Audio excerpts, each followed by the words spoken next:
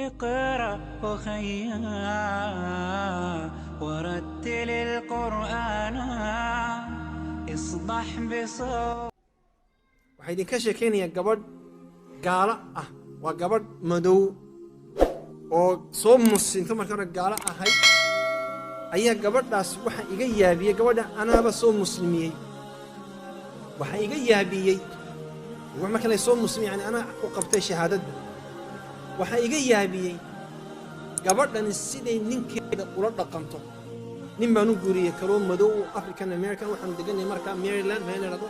oo Mareykanka ah ninki markaa wuxuu yiraahdaa sa'i imaan buu dhahaa gabadhu waa cajiib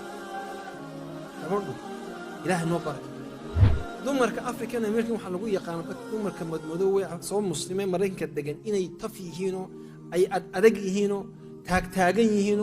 ninka halka hadii goor ay ka jiraano oo laga aawdo bileysto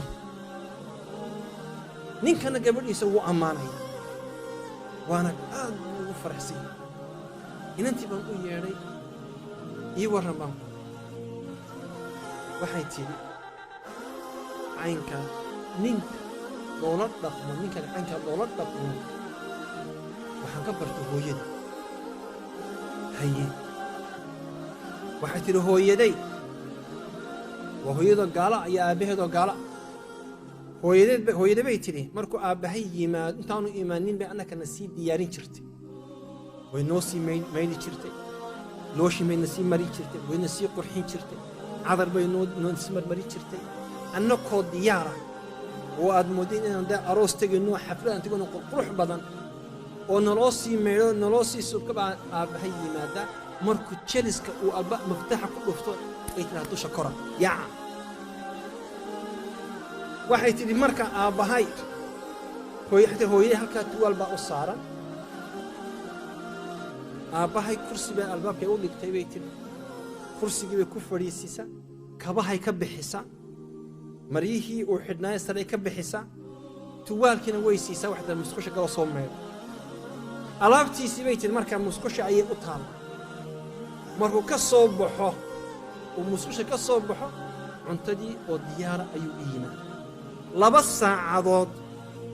ayuu asagu nastaa ama uu raaxaysta war cunto cunay war hooyo la sheekaysto 2 saacadood ka bacdi baa nala siyaabay tiri idniga inaanu aabahay u soo dego markaasaanu soo degan saanu la ciyaar aanu u dhunkana hadhowna saytaa ordada seexda aabihi barto uu ka lahay ixtiraamka marka ninka caynka loo ixtiraamo waxaan ka bartay hooyaday ka bacdina waxaan akhriyay sunnadii nabiga sallallahu alayhi wa sallam caynka ragga loola dhaqmo ayaan bartay waxa jira rag fara badan oo halkan aan maanta hadlaynin oo sida fiidmeerta guriga ka warwareega oo meelaha ma dhamo maqaxibu ka soo sheekaynaya halkan buu kalba halka mar buu hebel leero tagaya hebel baan meel geeyay buu oranay inta wuxuu sugaya inta tii ka seexanayso wabay ilaahayo tii bas on dheh wuxuu sugaya inta tii guriga ma sha Allah ka seexanayso waayo wuxuu ogyahay markuu jidh guriga soo galo inaan lagu bilaabayo maxaad qab xagaad maxaad samaysay dagaal buu marka u diyaar yahay dagaal wallahi mid wuxuu igu yiri qaylan guriga marka albaabka sidaa u furo waxaad moodaa buu inay aniga isugayso markan albaabka sidaa u furo waa ay soo fatahda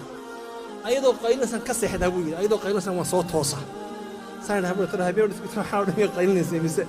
way nasatay